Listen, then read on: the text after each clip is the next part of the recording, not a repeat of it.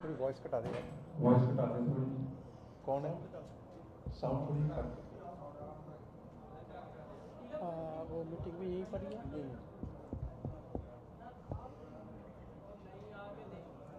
इसको नीचे करा। ਤੁਹਾਡੀ ਆਗਿਆ ਜੀ।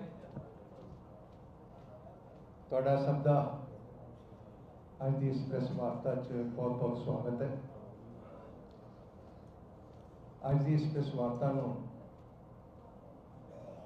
ਸ਼੍ਰੀ ਦੁਸ਼ਯੰਤ ਗੌਤਮ ਜੀ ਆਪਣੇ ਸਭ ਦੇ ਬਹੁਤ ਜਾਣਾ ਪਛਾਣਿਆ ਚਿਹਰਾ ਹੈ, ਸਾਡੇ ਪ੍ਰਭਾਰੀ ਰਹੇ ਨੇ, ਬਹੁਤ ਲੰਬਾ ਸਮਾਂ ਰਾਸ਼ਟਰੀ ਮਹਾਮੰਤਰੀ ਨੇ।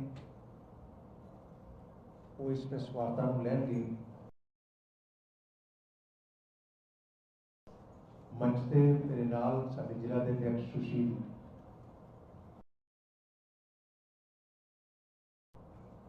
और दूजे पासे पूर्व सांसद श्री रिंकू जी, अशोक सलीम जी और साडे होर महामंत्री बैठे ने, अमरजीत जी।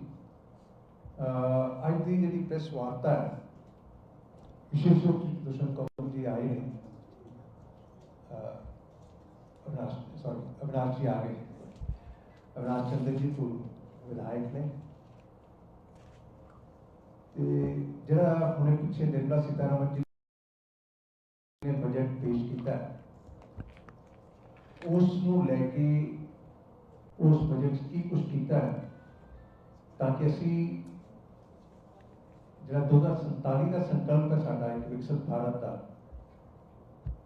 उस वाली बहुत बड़ा कदम है। और मैं बेनती करांगा माननीय दुष्यंत गौतम जी ने तुहाडे नाल गलबात करेंगे।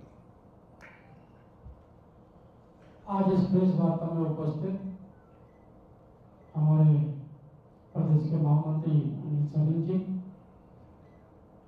पूर्व सांसद रिंकू जी, पूर्व विधायक अविनाश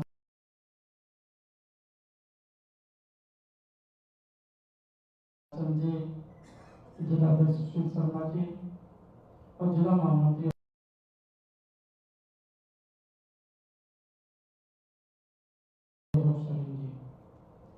और सभी उपस्थित मेरे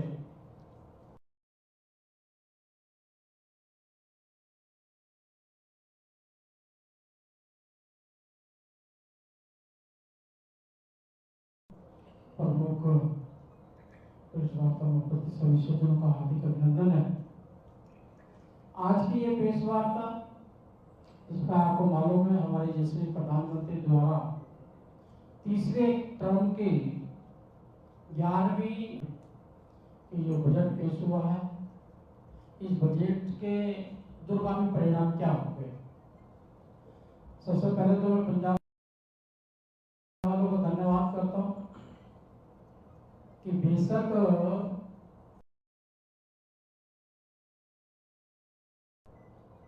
सांसद नहीं भेज पाए, लेकिन 18% वोट प्राप्त कर एक अच्छा जनमानस में एक मैसेज भेजा है कि भारतीय जनता पार्टी आखिर विकल्प हो सकता है। पंजाब का अग्रउत्थान, पंजाब का वैभव जो हमने देखा है कि पंजाब कभी इंडस्ट्रीज में सबसे बड़ा हुआ करता था, आज पंजाब का नाम 5 नदियों के नाम पर पड़ा है। पानी की समस्या भी यहाँ पर खड़ी हो गई है। दूरगामी परिणाम पंजाब के लिए, लाभ के लिए क्या होते हैं, उस पर कभी किसी ने भी विचार नहीं किया। लेकिन हमारे देश के प्रधानमंत्री जी का आज जब विश्व में सारी अर्थव्यवस्था गड़बड़ा रही है, अनेकों देशों के बैंक करप्ट हो चुके हैं, पेट्रोल का रेट देखेगा, अनाज उपलब्ध नहीं है, उसके अंदर भारत को 5वीं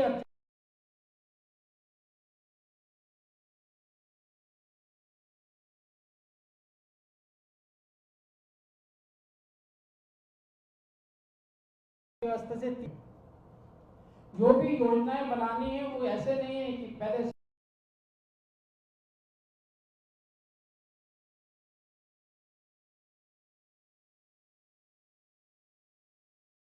साधनों पे माइनॉरिटी का हक है, हमने किया है, हमने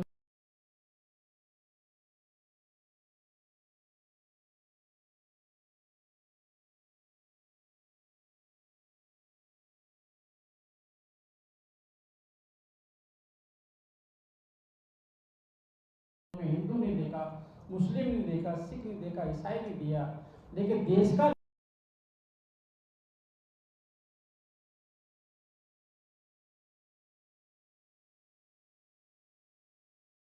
नागरिक है तो उसका जीवन स्तर बढ़ना चाहिए, क्योंकि उसका जीवन स्तर बढ़ेगा तभी वो देश की प्रगति में भागीदारी कर पाएगा।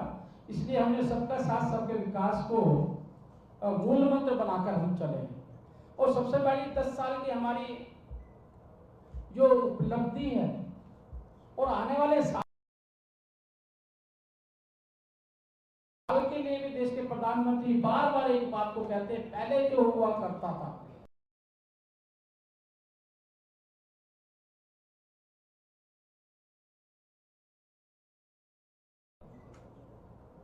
कि शिलान्यास कर दिया करते थे, उस शिलान्यास की क्रम में करता है, शादी करते ही बच्चे और बच्ची का नाम सोचने लगता है, होगा साल बाद 2 साल होगा नाम सोचने लगता है, पैदा होता नहीं है, स्कूल के बारे में चिंता करता है, बड़ा होता नहीं है, उसके कमरों के लिए, पानी के लिए, शिक्षा के लिए क्या वातावरण निर्मित करेंगे 10 साल बाद। ऐसा आज का मानस सोचता है। ऐसे हमारे देश के प्रधानमंत्री भी सोचते हैं कि मेरे 2047 के अंदर मेरे भारत को किस किस चीज की आवश्यकता रहेगी, मेरे भारत को किस प्रकार से शक्तिशाली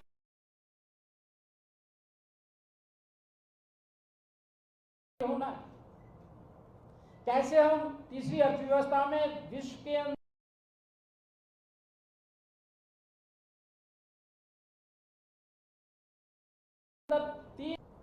और आज उनके ऑटोग्राफ पूरा विश्व लेने के लिए घूमता रहता है।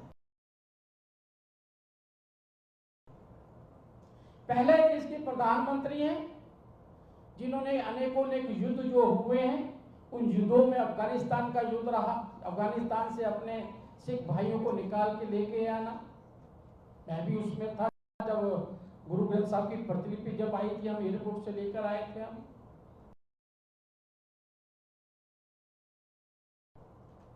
यूक्रेन और रशिया की लड़ाई के अंदर किस प्रकार से 32,000 विद्यार्थी को निकालने का काम किया, निकालने का काम नहीं किया, देश का गौरव बढ़ाने का काम किया।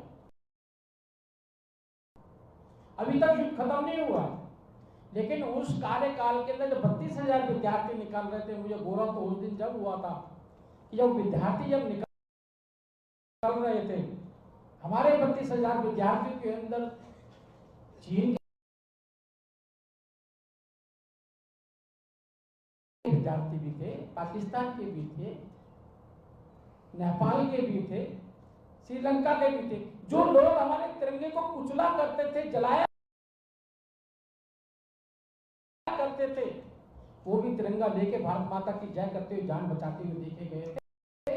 ये हमारे भारत का गौरव बढ़ाने का काम किया है, उसके बारे में हमने चिंता की है। प्रधानमंत्री सम्मान निधि के अंदर 11 करोड़ किसानों को लाभान्वित किया है, 3,24,00,000 करोड़ रुपया उनको जारी करा है अभी, ताकि किसान, छोटा किसान जो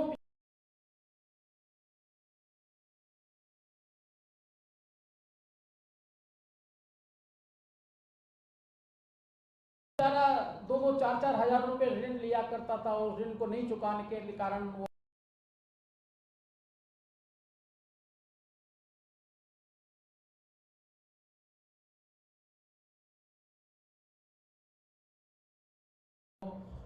जेल में भी जाया करता था। उसकी जगह उसके जान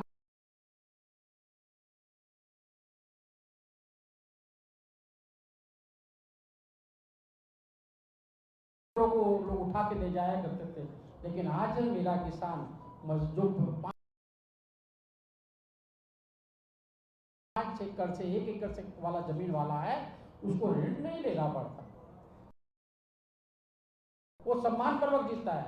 मैंने तो देखा है बहुत से किसान हैं, उनको मालूम है कि साल के 6,000 रुपए वो 25,000 का लोन लेता, कहना इससे तो हमारा चुक जाएगा।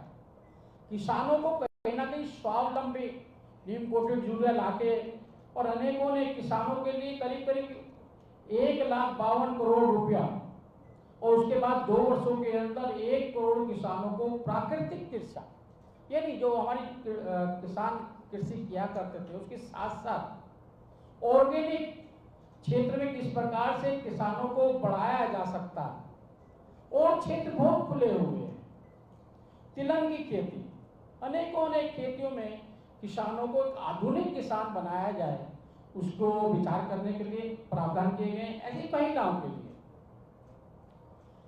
बड़ा गौरव होता है कि प्रधानमंत्री ने लाल किले से कहा था कि मैंने रहते हुए कोई भी आदमी कच्चे मकान में रहेगा। 4 करोड़ लोगों को हमने पक्के मकान देने का काम किया है और वो भी बहनों के नाम का, हम लखपति दीदी बोलते हैं। और आने वाले समय के अंदर 3 करोड़ नए और मकान, बेघरों को मकान जिनके घर नहीं है।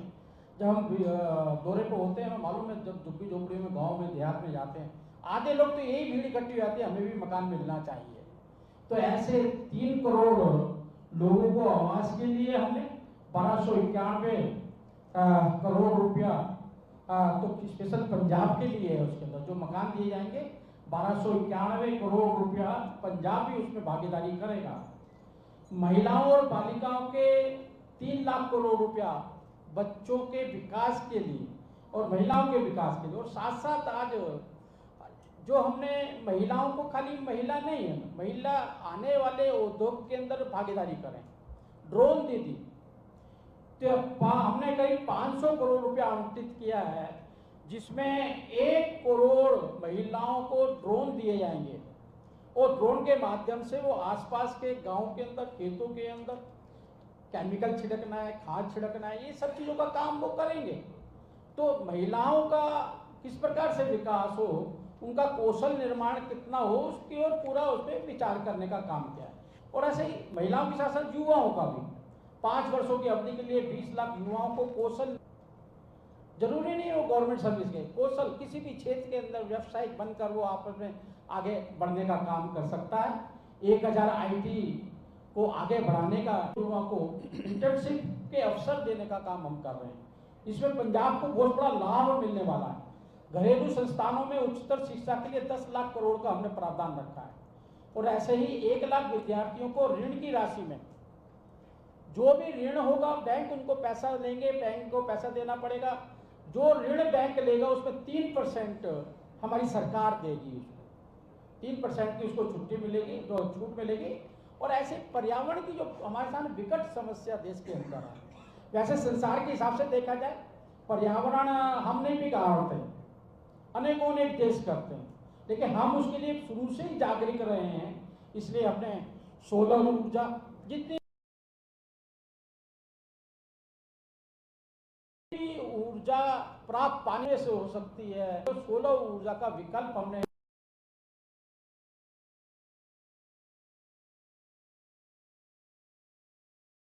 ₹1000 उसको फालतू जो होगी उसको बेच के भी अपना काम चला सकता है, उसको बेच के भी अपना काम चला सकता है। ऐसे पूरे देश का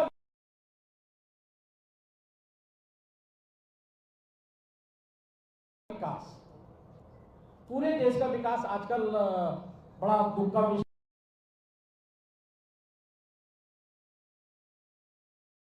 है कि विपक्ष है, पार्लियामेंट में बहस नहीं करता है, पार्लियामेंट में चर्चा नहीं करता है, बाहर आकर अलग नैरेटिव सेट करने का काम कर रहा है। अब नीति आयोग में जाना चाहिए था, नीति आयोग में बोलना चाहिए था, बताना चाहिए मेरे पंजाब के लिए ये चाहिए, मेरे पंजाब के लिए ये करना चाहिए, कुछ नहीं करना है, झूठ की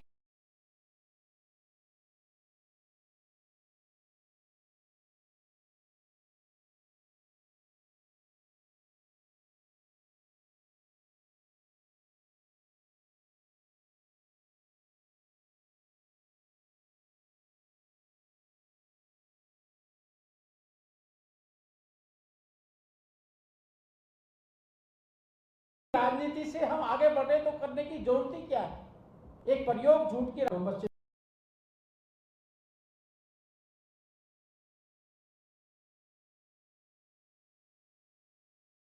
बंगाल, उड़ीसा हो, आंध्र प्रदेश हो, उसका चौमुखी विकास हो, उसके लिए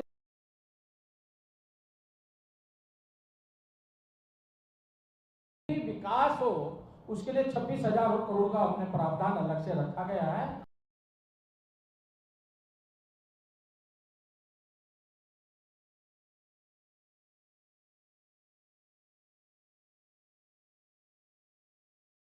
विद्युत परियोजनाएं, अनेक योजनाएं पूरे देश में 21,400 करोड़ रुपया उसके लिए रखा गया है। एक औद्योगिक गलियारा हम बना रहे हैं, उसमें पूरे देश को लाभ होने वाला है। जो औद्योगिक गलियारा होगा उसके 1 किलोमीटर के दायरे के अंदर आसपास में इंडस्ट्रीज लगेंगी। जो इंडस्ट्रीज लगेंगी, रोड बनेगा, वहाँ स्कूल बनेंगे, वहाँ डिस्पेंसरी बनेंगी, वहाँ मजदूर के लिए रहने के लिए मकान मिलेंगे। तो सभी के लिए वो औद्योगिक गलियारे के माध्यम से पूरा देश का बहुत बड़ा विकास हमको होने वाला है। इसी प्रकार से हमने पूर्वोत्तर क्षेत्र के लिए भारतीय डाक भुगतान बैंक की 100 से अधिक शाखाएं हम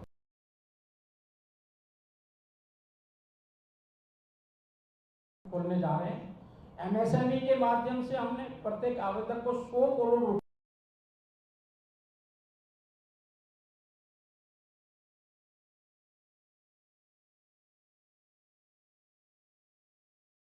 और उसका हमारे दैनिक जीवन में क्या क्या लाभ मिल सकते हैं, उसके लिए भी 5 गुना उसका हमने व्यवस्था की है। 100 बड़े शहरों के अंदर जल आपूर्ति, सीवेज सिस्टम, आपने देखा होगा अभी कल दिल्ली में घटना घटी है। ऐसी सरकार है जिसने इस साल सीवेज साफ ही नहीं किए, नाले साफ ही नहीं किए। उनका प्रावधान कैसे, उसको इस्तेमाल करने की इच्छा शक्ति ही नहीं है। 100 बड़े शहरों के लिए हमने जल आपूर्ति, सीवेज उपचार का काम करने के जा रहे हैं।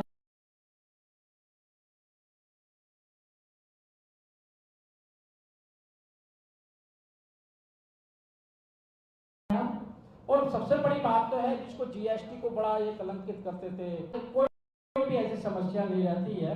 तो मुझे लगता है कि इसके अंदर हमने बहुत बड़ी आगे भी हम विजय प्राप्त करने वाले हैं।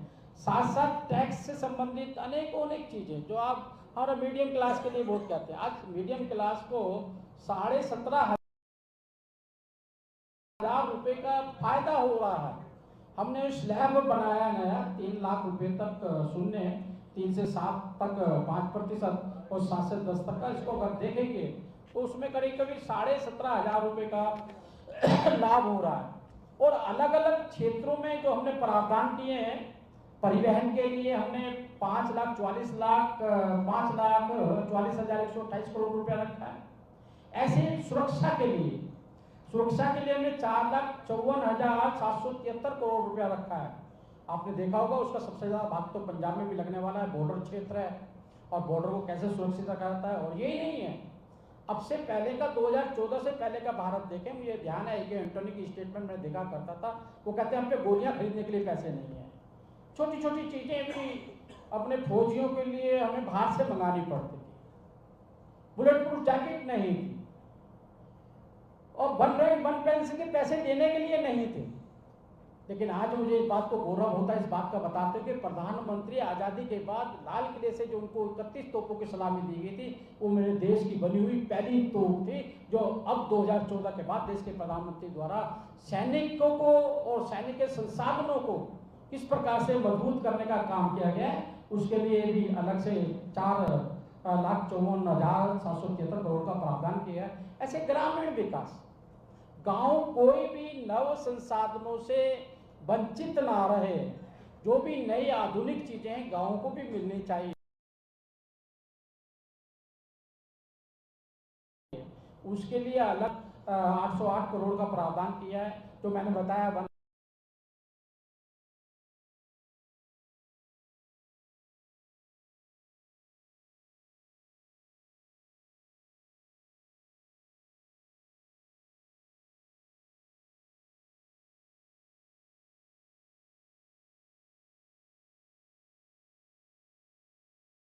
वन पेंशन और पेंशन का प्रावधान चल रहा है। पुनः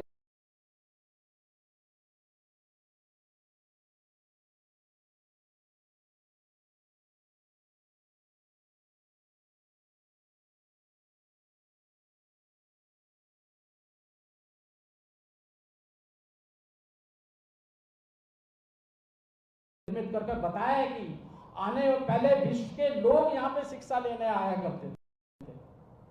बीच का काल कैसे गया है, हम तो पढ़ने के लिए इंग्लैंड जा रहे हैं, जापान जा रहे हैं, वहाँ जा रहे हैं, यहाँ जा रहे हैं, लेकिन देश से लोग शिक्षा ग्रहण किया करते थे। उसके लिए अलग से शिक्षा के लिए 1,25,638 करोड़ का प्रावधान किया गया है। IT और दूरसंचार, आपने देखा होगा भारत ने बहुत बड़ी छलांग लगाई है। डिजिटल के अंदर भी आप देखेंगे, दूरसंचार मोबाइल के मैन्युफैक्चरिंग में भी आप देखें इसको, और आगे किस प्रकार से आधुनिक जीवन के अंदर हम विश्व के अंदर कितना अच्छा भागीदारी कर सकते हैं, इसके लिए 1,16,342 करोड़ है। और स्वास्थ्य सेवाएं, और स्वास्थ्य सेवा में आप देखते हैं भारतीय जनता पार्टी ने के शासन आने के बाद में मोदी जी के नेतृत्व में हमने 5 लाख का आयुष्मान कार्ड पूरे देश को, गरीबी से रेखा के नीचे रहने वाले 10 करोड़ परिवारों को, मतलब 55 करोड़ नागरिक उसकी सुविधा लेते हैं। जैसे अमीर आदमी अपना इलाज करा लेता है कार्ड से, प्राइवेट हो, वैसा हमारा गरीब भी करा सकता है। लेकिन बड़ा दुख तो जब होता है कभी योजना हमारी होती है, देश के प्रधानमंत्री के लिए अपना नाम लिख दिया जाता है, बहुत से दिल्ली के अंदर आम पार्टी है वो तो उसको लागू ही नहीं कर, 1,559 करोड़ रुपया रखा गया है। और उसी प्रकार से करीब करीब जो बॉर्डर सुरक्षा के अंदर है उसके अंदर 30% तो हमें सीधा सीधा पंजाब को उसका लाभ होने वाला है। और ऐसे ही केंद्र द्वारा बजट 2024 में पंजाब के लिए रेल इंफ्रास्ट्रक्चर के लिए 5,147 करोड़ रुपया 30 रेलवे स्टेशन का रिनोवेशन के साथ साथ नवीकरण के साथ साथ सारा का सारा कुछ इतना अलग से प्रावधान करने का काम हमने किया है। और उसके साथ साथ किसानों के लिए प्राकृतिक नेचुरल ऑर्गेनिक सब खेती को किसान के लिए किया गया 598 करोड़ रुपया। इको फ्रेंडली एग्रीकल्चर को किस प्रकार से और आगे उन्नत किया जा सकता है, इसका प्रावधान हमने किया है। पंजाब सहित सारे देश को 10,000 आवश्यकता आधारित जैव आदान संसाधन बायो इनपुट रिसोर्सेज सेंटर स्थापित किए जाएंगे। घरेलू संस्थानों के लिए 10 लाख तक के ऋण हेतु एक वित्तीय सहायता प्रदान की जाएगी। पंजाब के छात्र भी उसमें सारे सम्मिलित हैं। देश भर के 400 जिलों में खरीफ की डिजिटल फसल सर्वेक्षण किया जाएगा। 6 करोड़ किसानों को जमीन का ब्यूरो की रजिस्ट्री कि उसका शोर कैसा है, उसकी स्थिति कैसी है, सारा का सारा उनका लाभ मिलने वाला है। और उसके साथ साथ पंजाब सहित देश के किसानों को खेती बाड़ी के लिए 32 कृषि बागवानी फसलों में नई 109 उच्च पैदावार वाली फसलें, जलवायु अनुकूलता, सरसों, मूंगफली, तिल, सोयाबीन, सूरजमुखी जैसी तिलों के लिए आत्मनिर्भर हम किस प्रकार से बन सकते हैं, इसका बहुत बड़ा ध्यान देने का हमने काम किया है। और बंधुओं, सबसे बड़ी बात है कि ये कि मोदी जी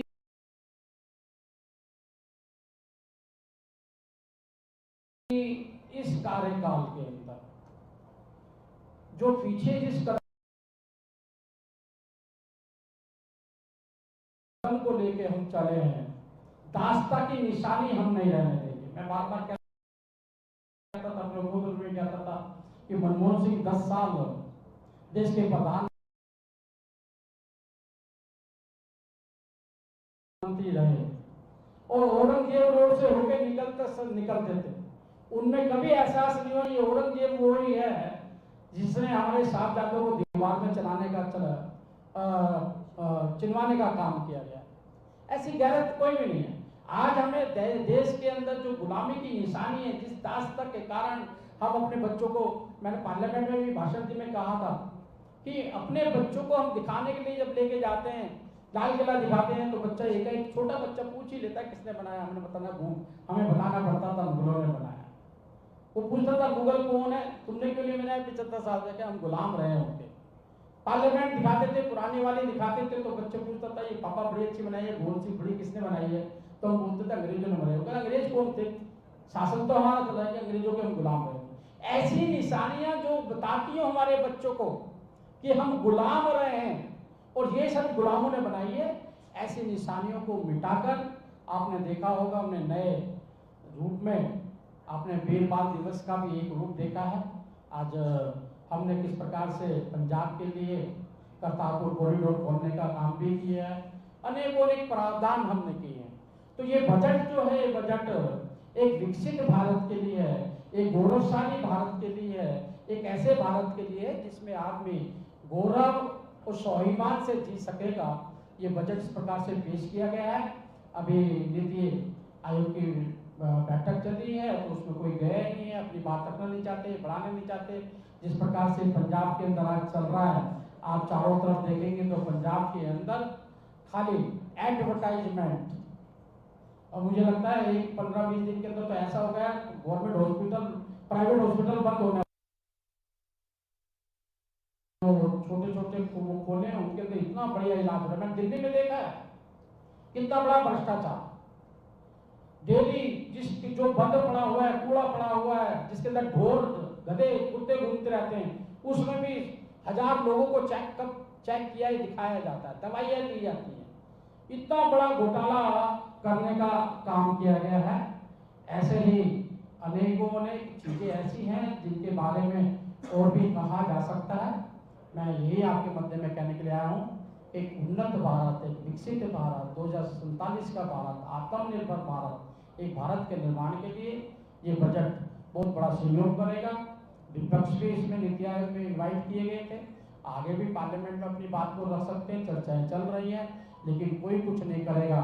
लेकिन मोदी जी के नेतृत्व में देश ऐसे ही विकास करता रहेगा और आगे बढ़ता रहेगा।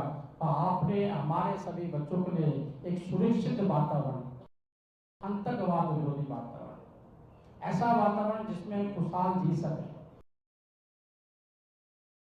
ऐसा वातावरण जिसके अंदर इन्वायरमेंट भी अच्छी हो, जिसके अंदर ऐसा वातावरण देने का काम मोदी जी का संकल्प है। और बहुत धन्यवाद। सर, एक बहुत अहम सवाल पूछना चाहूंगा। सर, कोई शक नहीं कि ऊपर सेंटर की सरकार की ओर से बहुत अच्छी योजनाएं लागू की जा रही है। क्या कभी ऑडिट करने की कोशिश की गई है कि जिनको जो डिजर्व करते जो लोग उन तक ये सुविधाएं पहुंचे? बात करें अगर प्रधानमंत्री आवास योजना की, उसमें मैनिपुलेशन हो रहा है, जिन लोगों की प्रॉपर्टीज है, तो ये बताया जा रहा है कि उन्होंने भी ये लाभ उठाया है। देखिएगा, हर चीज के काम में कुछ ना कुछ ऐसे लोग तो बैठे हैं जो राजीव गांधी का आकर करते 100 रुपये भेज दो तो 15 रुपये पहुंचते हैं। 85 रुपये खाने वाले खत्म नहीं हुए अभी, वो कांग्रेस का कल्चर चल रहा है अभी। तो ऑडिट भी होता है, पकड़े जाते हैं, उसके सबका प्रावधान भी किया जाता है। आपने अभी पंजाब का जिक्र किया बजट में। पंजाब एक बॉर्डर स्टेट है, इसमें जो रॉ मटेरियल इंडस्ट्री ये बाहर से लाती है, तो फिनिश को बाहर भेजती है। वो काफ़ी समय से डिमांड कर रही है कि हमें ट्रेड सब्सिडी दे दी जाए, और अभी तक नहीं मिल रही। दूसरा पॉइंट ये है कि जो यहाँ की बहुत पुरानी रबड़ चप्पल इंडस्ट्री है, वो लगातार खत्म हो रही है, क्योंकि आपने जीएसटी की जो उनकी रेट है वो 5% से 12% कर दिया। वो भी लगातार स्ट्रगल कर रहे हैं। टेक्सटाइल को भी किया था, टेक्सटाइल को 12 से 5 कर दिया, इनको 12 से 5 नहीं कर रहे हैं, वो मांग कर रहे हैं। ऐसे स्पोर्ट्स इंडस्ट्री है, स्पोर्ट्स यूथ के लिए स्पेशल है, वो 12% से 5 मांग रहे हैं। लंबे समय से आके सभी मिनिस्टर को साथी। मैंने पहले ही अपने उद्योग में कहा है कि एक पंजाब हो इंडस्ट्रीज के मामले, हर चीज के मामले में निर्भर करते हैं, लेकिन ये विषय रखने के लिए ही ये नीति आयोग की बैठक होती है। यही बजट इसलिए कि अब ये प्रावधान होने सारे जो प्रांत अपने बारे में जो बात रखेगा, हमारे सांसद भी अपनी बात रखेंगे, अपनी तरह से बातें रखी जाएंगी, जो रखी जाएंगी वो बजट में नियुक्त किया जाएगा। आपके जितने मिनिस्टर यहाँ आते हैं सभी को मिल रहे हैं, दिल्ली जाके मिल रहे हैं, मगर उनकी सुनवाई नहीं होती कहीं, तो वो कैसे करेगी इंडस्ट्री? आप पंजाब को लेकर बात कर रहे हैं, पर हम मुख्यमंत्री आपकी सुनता नहीं, उसके बारे में नहीं कह रहे आप कि हम मुख्यमंत्री से भी कहते हैं, बुला के आगे नहीं बोलता है, मीटिंगों में नहीं बोलता है, और आप हमारे जो आते हैं उनको बेचारे उनको बोलते हैं, तो उनका बात वो आपकी बात रखी हुई जाएगी आगे।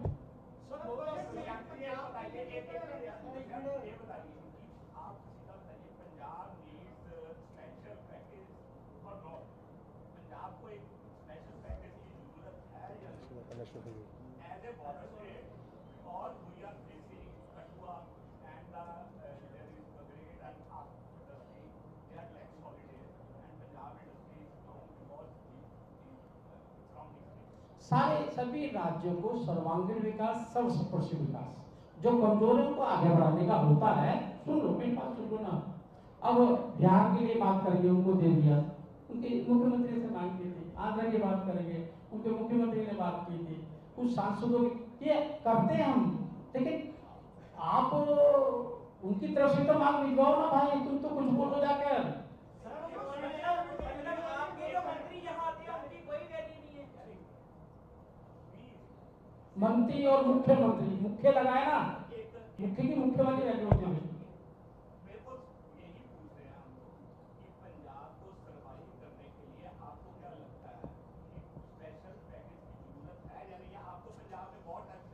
मैं बहुत तत्पर हूँ, पंजाब को बहुत कुछ चीज़ों की आवश्यकता है, बहुत चीज़ों की आवश्यकता, एक ही की नहीं है, पैकेज की नहीं है, पैकेज को संभालना, भ्रष्टाचार ना हो इसकी भी चिंता करना, कि जो आएगा वो खर्च करेंगे नहीं करेंगे, कितना खाएंगे कितना करेंगे, काफी चिंता है उसके बाद में, सारी चिंताएं सब ऊपर वाले करते हैं, उसके हिसाब से ही सारा चलता है।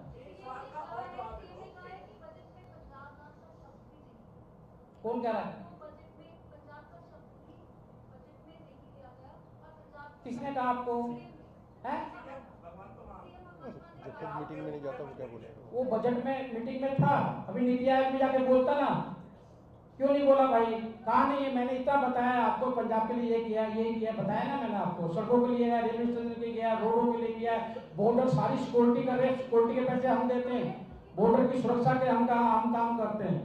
सर उसके लिए आपका बहुत धन्यवाद सर, आप इतना एक सवाल का और जवाब देना जो हिंदुस्तान की खेलो नीति है जिसमें हम स्पोर्ट्स को पैसा देते हैं, गुजरात को 400 करोड़ रुपया दिया गया, उसके 9 प्लेयर खेल रहे हैं ओलंपिक में, पंजाब में 19 प्लेयर खेल रहे हैं, यहाँ पे 70 करोड़ दिया गया, इससे डिस्क्रिमिनेशन।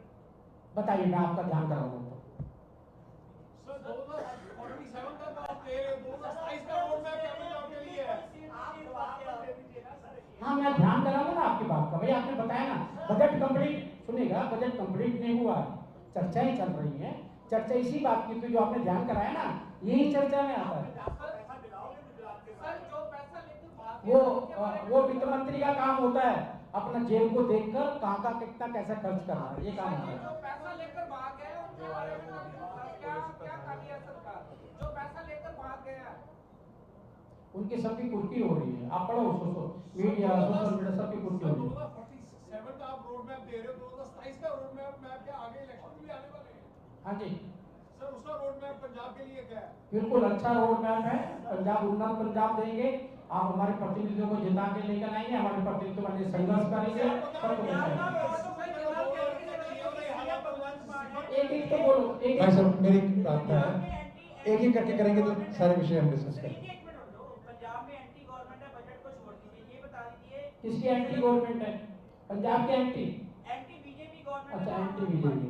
चलिए बजट पे आप कहेंगे ध्यान कराएंगे, ये बता दीजिए कि कौन से बीजेपी नेता ने शीतल उमराव को ऑडियो वायरल करने से रोका, जिन सीएम की और जिन एमएलए के पास रिकॉर्डिंग है? ये विषय आज बजट का विषय है, उसके विषय का हम करेंगे, उसके बारे में हम करेंगे। आपका एजेंडा अच्छा है, ये एजेंडा अच्छा है, कोई प्रॉब्लम नहीं है, लेकिन बजट से बाहर है थोड़ा।